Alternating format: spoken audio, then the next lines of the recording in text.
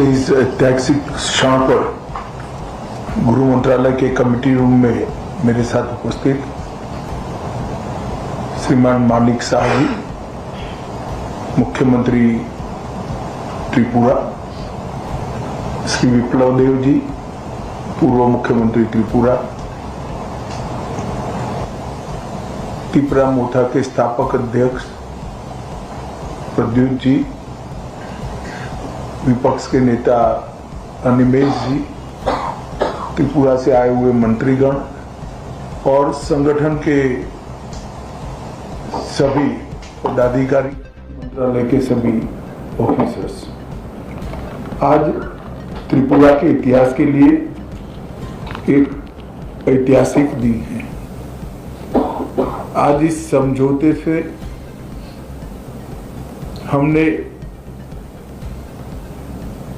इतिहास का सम्मान किया है, गलतियों को सुधारा है और आज की वास्तविकता को भी स्वीकार कर तीनों चीजों का सामंजस्य कर हमने भविष्य की ओर देखने का काम किया है। इतिहास जो है उसको कोई बदल नहीं सकता, मगर उसमें जो गलतियां हुई है इसको सीख कर आज की वास्तविकताओं को नजर में रखकर हम आगे जरूर बढ़ सकते हैं। और मुझे आनंद है कि त्रिपुरा मोथा ने, सभी ट्राइबल पार्टियों ने और सभी ऑर्गेनाइजेशन ने इसके लिए बहुत कंस्ट्रक्टिव रोल लिया है। और भारतीय जनता पार्टी की त्रिपुरा सरकार ने भी शुरू से इसके लिए प्रयास किया। विप्लव जी उपस्थित है, मानिक शाह जी यहाँ उपस्थित है। मानिक शाह जी ने भी बड़े इंटरेस्ट से बारीकियों में इसको स्टडी कर अंजाम तक पहुंचाने में बड़ी अच्छी भूमिका अदा की है। मुझे विश्वास है कि मोदी जी जो विकसित भारत का स्वप्न लेकर चले हैं, वो स्वप्न में त्रिपुरा भी अपने योगदान के लिए भी कटिबद्ध होगा और अपने हिस्से के लिए भी कटिबद्ध होगा। जब विकसित भारत बनेगा उस वक्त त्रिपुरा भी विकसित त्रिपुरा के रूप में आगे पर स्वप्नों के साथ आगे बढ़ेगा। प्रधानमंत्री जी के नेतृत्व में गृह मंत्रालय ने उग्रवाद मुक्त, हिंसा मुक्त और विवाद मुक्त नॉर्थ ईस्ट की कल्पना को साकार करने का प्रयास किया है। हमने ढेर सारे संगठनों से बात की, सरेंडर्स भी बहुत हुए। करीब करीब 10,000 लोग हथियार छोड़कर मेन स्ट्रीम में आए हैं और इसी के कारण आज नॉर्थ ईस्ट में विकास का एक माहौल बना है। ब्रू रियांग का समझौता हो या सीमाओं का समझौता हो, शुरुआत उसकी त्रिपुरा से ही हुई थी और ये टर्म में अब क्योंकि हम चुनाव में जा रहे, अंतिम समझौता भी त्रिपुरा का हो रहा है। 2019 में NLFT SD के साथ समझौता हुआ था, 20 में ब्रू समझौता हुआ, 20 में बोडो समझौता हुआ, 21 में कार्बी समझौता हुआ, 22 में आदिवासी समझौता हुआ, 22 में असम मेघालय अंतर्राज्यीय सीमा का समझौता हुआ, 23 में असम अरुणाचल अंतर्राज्यीय सीमा का समझौता हुआ, 2023 में दिमासा शांति समझौता हुआ,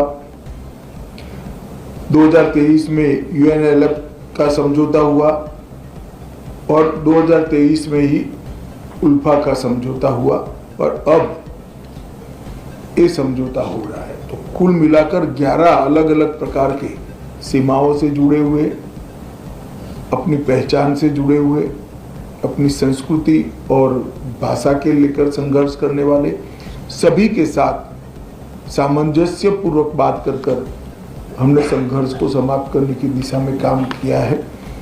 मुझे बहुत आनंद है कि आज त्रिपुरा, हम विवाद मुक्त त्रिपुरा की ओर आज से आगे बढ़े हैं। मैं प्रद्युत देव जी को बहुत बहुत धन्यवाद करना चाहता हूं।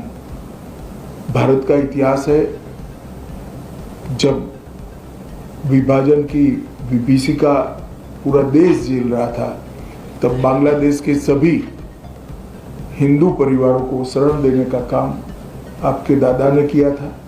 महात्मा गांधी की अपील को उन्होंने सम्मान किया था मगर बाद में कुछ ऐसी बातें हुई कि मतभेद भी हुए, थोड़े संघर्ष भी हुए।